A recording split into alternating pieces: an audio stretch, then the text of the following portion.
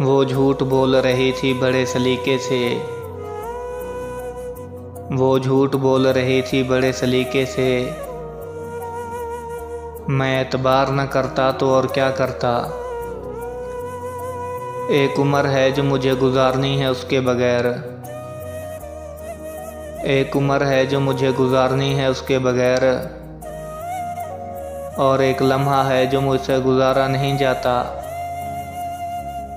ये सुकून क्यों नहीं मिलता मुझे,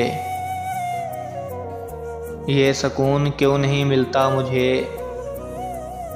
क्या एक ही शख्स था सारे जहान में, उसे तो ताल्लुक़ ख़त्म करने का इख्तियार था,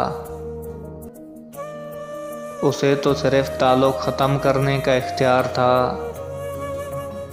पर जो वो बना रहा था वो बहाने अजीब थे।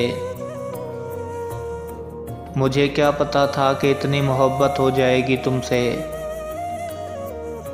मुझे क्या पता था कि इतनी मोहब्बत हो जाएगी तुमसे। मुझे तो सिर्फ तुम्हारा मुस्कुराना अच्छा लगता था,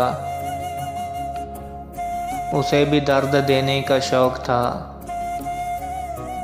उसे भी दर्द देने का शौक़ था। फिर मैंने भी सहने की हद कर दी। ये काफ़ी है कि वो मेरा हुआ था कभी, इस बात को छोड़ो कि वो अब किसका है।